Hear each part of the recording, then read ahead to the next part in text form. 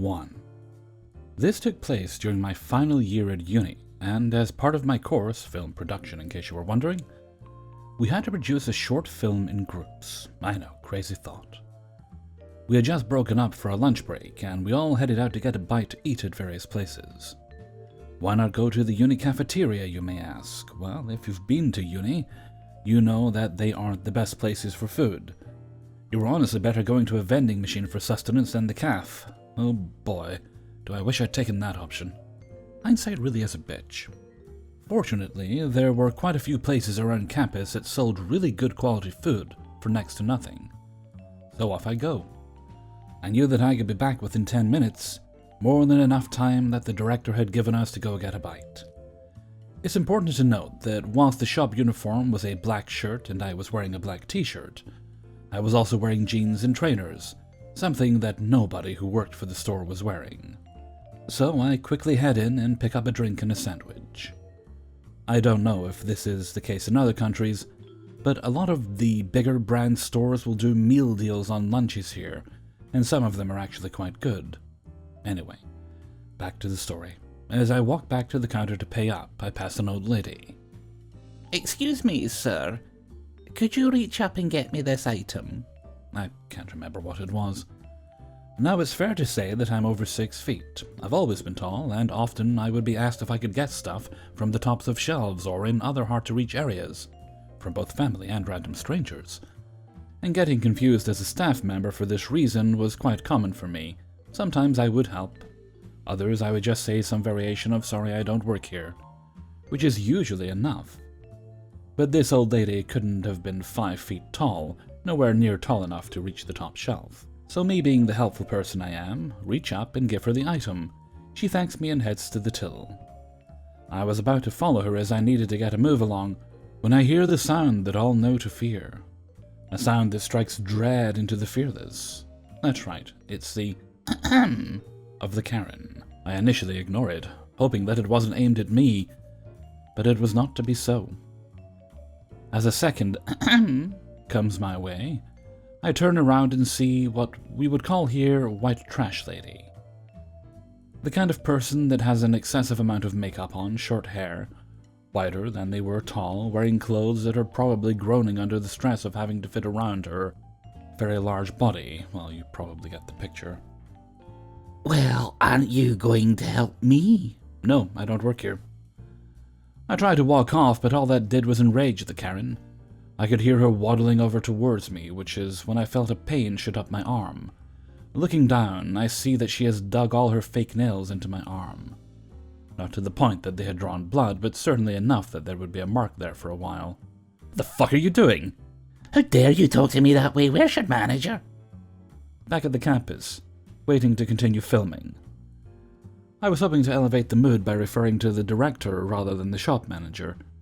That, however, didn't seem to amuse her. Luckily, the actual manager was heading back into the office, and upon seeing this Karen clutching my arm, came over. What seems... "This employee didn't help me when he helped her." She points to the old lady who was leaving the store, before continuing, "I want him fired." The manager takes one look at me, back at the Karen, then back at me. This person is not employed by us. "Then why did he help the old lady?" Maybe because the old lady asked nicely and didn't assault me. It was at this point I was able to get my arm free of the Karen. The manager looked at me for a moment. "Sir, would you like to get the police involved, as I can see that you have been assaulted?" This sends the Karen over the edge. She starts blustering off about how they couldn't arrest her, as she has simply made a mistake, along with threats that she knew the manager's boss, the manager's boss's boss, and the CEO of the company. Not really. I honestly just wanted to get out of there and return to set. The manager just nodded, and I paid for my stuff and left, making sure to walk as fast as possible, just in case the Karen decided she wanted revenge against me for daring to defy her. I got back in time and filled in the cast and crew about what had happened, leading to a lot of laughter about the stupidity of some people before getting back to work. 2. So this happened a few weeks ago, and I nearly blocked it out of my mind. I work in a home improvement store. It's a typical day where it's not exactly power hour, but it's not like I'm walking around without anything to do. A lady walks up to me and gets my attention. One very important thing to note is that the lady is Asian. She had broken English, but I'm going to be putting proper grammar here. Hi, how can I help? Yes, I'm looking for this. She holds out her phone to me. Now this happens quite often, as people either want to show a picture or perhaps they don't speak good English. I live in an area that has a lot of Spanish speakers, but also a hefty Asian community, mostly Chinese Mandarin. She's brought up a text message and I cannot read it. I barely remember what it was exactly. But I remember 100% that it started with la, and then followed by a word that I believe was something like cabilla. Note this wasn't the actual word used, but is what my co-workers thought maybe she was trying to look for. More on that later. My Spanish is mediocre at best. I took Spanish in high school, but forming sentences is something I'm not confident in. One thing I'm good at is numbers and recognizing certain characters. I try to learn from my co-workers bit by bit, and we have fun with me trying to learn. Oh, sorry ma'am, I don't speak Spanish. I can find you an employee who does. The lady then looks at me like I just took my shirt off and started screaming, while she watches me from the other side of the street. Do you speak English? My brain short-circuited in that moment. I couldn't comprehend what I just heard. I'm so thankful I had a mask on because I couldn't hold back my mouth from expressing the what the fudge state. You all know the one. When my brain started back up, which felt to me like a good minute, I say back, I do, ma'am. I'm speaking it right now. I just spoke to you in English before. I rarely ever make a snappy comment like that, both because of anxiety and my attempts at professionalism. This was a line I never thought could have been crossed, though. So you have this. Read, it's English. She holds out her phone again. Ma'am, I'm sorry, but I do not know what that is. Because that is not English, or at least any word that I've heard of. I can try to find another employee who might know what it is. She then shakes her head. Why does no one speak English here? She walks away in a huff. I'm left there flabbergasted. Eventually, I am able to maneuver myself to some co-workers who spoke Spanish, and I tell them about what happened. They're also shocked, but when I asked them about what those words meant, when I actually had it fresh in my mind what the words were, none of them could identify what she wanted. They reaffirmed to me, though, that the use of la was most likely Spanish.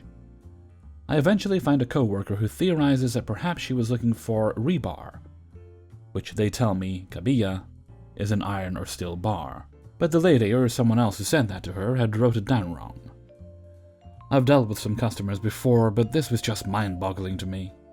I can only assume that perhaps they mistook the use of the Latin alphabet to automatically assume it was English. I don't hold any kind of negative thoughts to this person. I'm very uneducated in regards to identifying languages myself. I understand the struggle of learning a new language in a new country, since I did that myself when I lived in South Korea for a few years.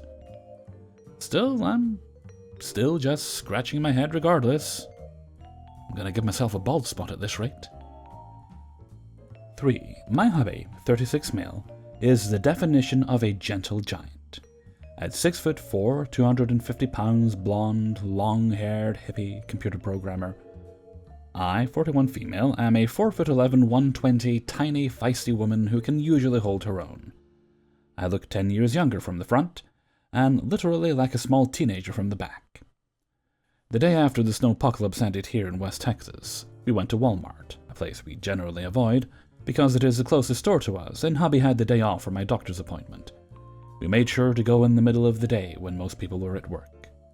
To be clear, I was wearing a black hoodie, a shirt I made that said mask up and back up, and pink capri pants. After we got what we could from the nearly bare grocery section, my hubby and I split up. He went to look at new video games, and I was headed to the craft section. On the way there, I stopped to look at some new foot-open trash cans. I saw my husband about 50 feet away, and was trying to get his attention to see if it would work in his workspace. He didn't see me, so I went back to checking out the different versions. I was peripherally aware of some guy talking loudly and then yelling. I didn't pay attention because, hello, I don't work there. I also had one earbud in and was listening to my Country Queens playlist, and singing along, probably loudly.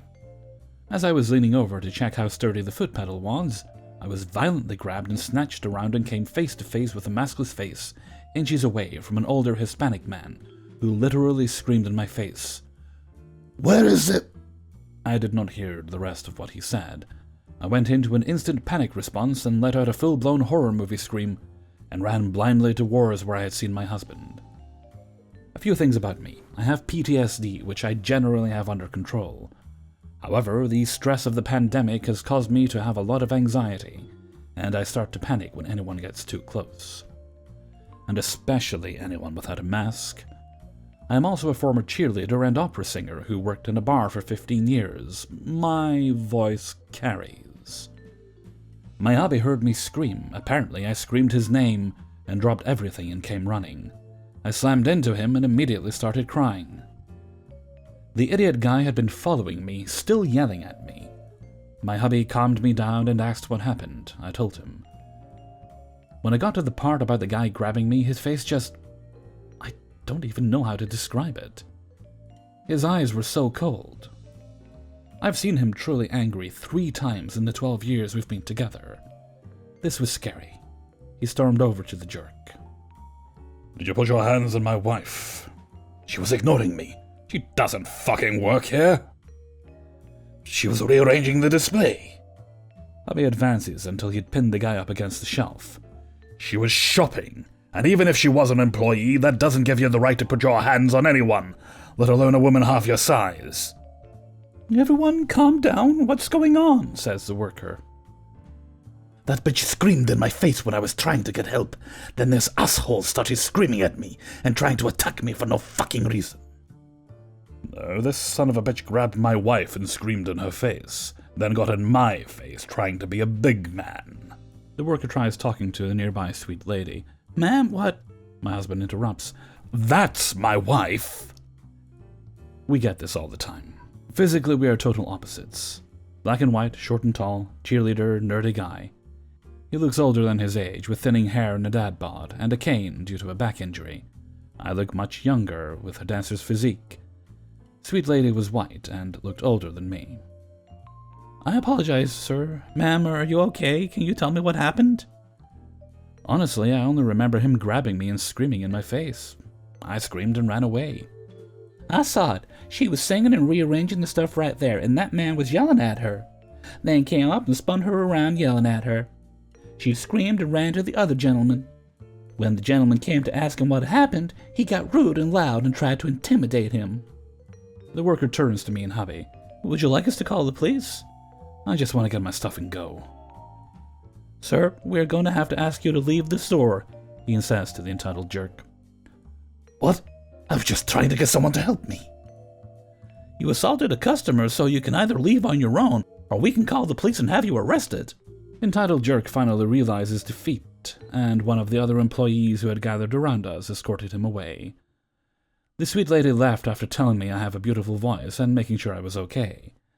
The worker found the Disney sticker book I had been looking for months and gave us a discount on our entire purchase. Hubby snuck in 2 other books he knew I was waiting for a sale to buy, and surprised me when I got home. He probably would have got me at least one anyway. My hubby is the absolute best. 4. So this is a story from my first job ever. For some backstory. I worked at a department store for 3 years and was working in the lawn and garden and tools section of the store. Took me some time to get used to it, and learning about the specs for the merchandise was a bit of a pain. But I managed with the help from my co-workers, and they are awesome. Missed them like crazy since I left, but I do contact them from time to time. Story time. I'd been working there for 1.5 years by the time, and a pretty big snowstorm was about to hit the next few days, so we had a lot of people wanting snow throwers, shovels, etc. Outside the store chained up were some returned and used snow throwers at a lower price, but they make us some decent commission. More of a protection plan was added. This guy comes in, and since I wasn't with anyone at the moment, our cashier directed him to me for help. He comes up to me asking if I could help him with the snow thrower outside, but I said sure. Jerk, as to what I'll refer to him by now going forward, started out decent in the beginning and was somewhat impressed that I knew better ways to take care of the snow thrower. Thank you, V. Those extra details helped a lot. Jerk said he needed to check something else in the store, but told me he'd come back to me when he was finished for the sale. I said sure and placed a sold sign on it. About 15 minutes later, he comes back and asks for me to finish the sale. I rung him up with no PP, protection plans, since I've gotten this a lot. His friend is a mechanic. Kind of ironic that a jerk didn't want a PP, but okay. Didn't hurt my numbers much since I had sold much more expensive model with a 3-year plan. The sale is done, and I go with him to unlock it since it was chained and had a security tag on it. No clue how that helped, but I didn't care much. And he asks if I can get a wrench to loosen the bolts. We go inside, and this is where he went from kind to a jerk. So what about its horsepower? How much does it have? Snow throwers don't go by horsepower, they go by CC. But do you know the conversion? No, not really. So you don't know much else about the machine then, just the basics and a bit more how to maintain it. I know where this is going, but I'm trying to stay polite. Sorry, but when it comes to more details like what you're asking me, I don't really know much else. This dude didn't go livid or anything like that, but was annoyed. He started insulting my knowledge, calling me an idiot, and then said the company hired me because they were sorry for me. I'm normally a very patient person, not wanting to argue unless I have to. And I have never been in an actual fight, but I can hold my own if need be. Almost was in one though, but that was before I worked there, and that would be another story if I ever remember the details. Also, I was hired because my older brother worked for them, as a store manager, so there was reputation with our name at the store. Him being a store manager and me being one of the top sellers for my department. The manager who hired me didn't know we were brothers until he saw our last name. And this was after he said I was hired. Anyway, I was done with this guy and I told him so. I went back inside with him demanding the wrench to loosen the bolts, but I told him no and tossed it back in our toolbox. He was annoyed and demanded the manager, which the cashier called to get him to shut up and out of the store. Another co-worker went with the wrench and loosened it for him. About 5 minutes later, my managers came to the front of the store and asked Jerk what was wrong, and he told them. However, my co-workers heard the insults and told the managers what he said. They called me over the PA system, as I was away from the checkout and away from him. I went over, and this is what I came back to. You need to apologize to my associate right now. How dare you insult him when he's been nothing but kind and patient to you? We don't take kindly to customers being rude to them. Sorry. Apology accepted. Manager 2 says, Good, now you may leave. We're done dealing with you. The guy left shaking his head, and I thought he was muttering to himself, but I didn't care anymore. My managers came to me and said not to worry about him and that it was a smart idea to get away from him in case the situation escalated. They know that I have a lot of patience, but even I have my limits. We spoke for a few minutes so I can just get that jerk out of my mind, and my floor manager, who is a nice Jamaican older woman, and the one who mainly spoke to the jerk, said, I hope that thing breaks while he's using it. He didn't buy a plan, right? I shake my head and she said, Good, because I don't want him here for the repair center at all. I had a smile on my face for the rest of the shift. That remains my favorite moment of life to this day. I currently work in a supermarket since I didn't return to the sporting goods store because of the pandemic, and my manager there is pretty chill also, and I told him the story and he said he'd do the same if that ever happened. I had a smug smile for the whole time typing this out. Just to clarify, it was a 2-stage snowblower. For some reason I just called them snow throwers despite the subtle differences, even a little before I left the company due to work becoming scarce. And with the horsepower part, the snowblower was about 160 cc. And even then I didn't remember the conversion, but it's around 5 horsepower. And for those wondering how I know I can hold my own in a fight without ever having been in one, my father was a soldier for his country and even took commando training. My brother took karate when we were younger, and has been in a fight or two, so they both taught me a few things. 5. Some background. I'm currently a PA for a TV show, which means I do everything asked of me, and a lot of times, that means grocery shopping for the office. The cast in today's adventure is me, male 23, nice lady, confused gentleman, and of course, Karen. Now, I'm an office PA, so I dress a tiny bit nicer than if I was running around on set. Today's outfit was a collared button-down, jeans, and an old Star Wars pullover sweater, because it was chilly, and a lanyard with my lot badge around my neck. My boss sent me to a grocery store that rhymes with Jader Toes, and handed me a list of hyper-specific salads, wraps, and other goodies for the office staff to eat. Boss also tells me, "The salads with later expiration dates are way in the back. Make sure you grab those, Trans Superboy." Like a good PA, I nod and dash out to my car and head to Jader Toes. Once in the store, I pop in my AirPods to listen to a podcast while shopping and start hunting for these hyper-specific items. I have a list in my head. I'm crouched down and sticking my arm way back under the shelves to grab the salads with the further off expiration dates, when a nice lady approaches me and asks if I work there. I apologize and say no, sorry, and she is polite, apologizes, and says she wasn't sure, but it kind of looked like I was stalking and moving things around. I say no worries and she heads on her way. A couple seconds later, as I'm loading extremely specific salads with extremely specific dates on them into my cart, an older, confused gentleman approaches and asks if I know where some greens are. I tell him, no, sorry, I don't work here. He says, "Oh, I thought you just helped her." Nice lady was still standing nearby and jumps in to help both of us with a, "Nope, I asked him if he worked here. He doesn't." Confused gentleman looked like he didn't believe me and looked at my cart. I explained I was a PA on the nearby studio lot and was just shopping for work. He seemed to finally understand, but then turned to nice lady to ask her if she knew where his greens were. I laughed and continued on my way, AirPods in my ears, when I overhear the din of my podcast. "Hey, you! Excuse me!" My butt cheeks clenched in fear. I look up from my shopping list and am greeted with a grade A right out of the stereotype factory LA Karen. "Where's the egg rolls?" No hello, no do you work here, nothing, just pure Karen. I don't work here. "Yes, you do. I just saw you help those people." No, they also asked if I worked here and I told them no. "You look like you work here. Where's the egg rolls?" She was blocking my cart at this point. I don't work here, so I don't know. Sorry. I don't know if this woman didn't believe me, didn't listen, or just straight up wanted to waste my and her own time, but once again she asked me about her goddamn egg rolls, and the I don't know exchange repeated. Finally, she started getting mad. I thought she was going to ask for my manager, but instead she literally stomped her foot and goes, "Why do you look like you work here if you don't work here? You're wearing a badge." I wanted to question what about a Star Wars hoodie, Critical Role lanyard, and a work badge for the TV studio down the street, screamed, "I work at Jader Toes," but I didn't. I was too dumbfounded. I'm a PA, I am working, but not here. Finally, an employee came down the aisle, and Karen set her sights on him. "Do you work here?"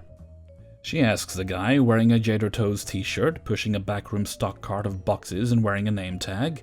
He nods, and Karen once again points at me. "You shouldn't let people in here who look like they work here if they don't work here."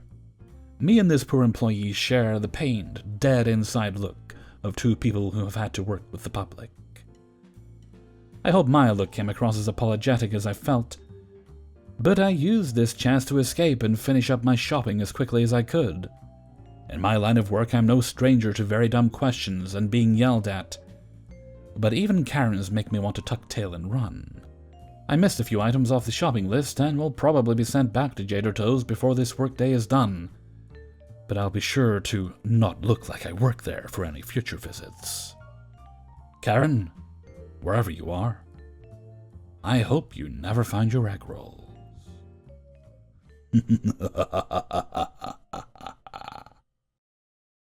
Hey everybody, Hellfreezer here, and thank you very much for listening to Adventures in Fast Food and Retail, episode 120.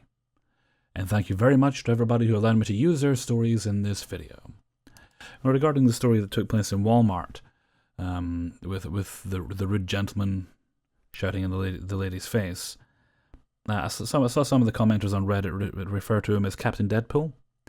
Respectfully, I think he's actually Thor. because that description, initially I was thinking, of course, Thor, hence why I gave him that voice. But then when I learned that he had a stick, like in... If you've only seen the films, this won't quite make sense. But I recall back in the day when he was Donald Blake, back when he still had like an alternate persona, Dr. Donald Blake was a mild-mannered doctor who used to walk with a stick. And he'd bang the stick on the ground and transform into Thor, or swap places with Thor. I'm not 100% sure on how that worked. It gets a little confusing. But anyway, yeah. So I'm pretty sure that guy's actually Thor. There is a god walking among us, and he apparently sometimes shops at Walmart. Okay, I think that's enough rambling from me. I'm gonna head off for now. Gonna go think about snacks. Didn't go out the other night. I thought, no, I'll be responsible and stay home. Try to limit my trips out to once a week. But the gas station might be open at this time. And I could use bread and things, so I might nip in there before I have a bath. Should be quiet this time. Okay. With that, I'm going to head off for now. So until next time, thank you very much for listening, and take very good care of yourselves.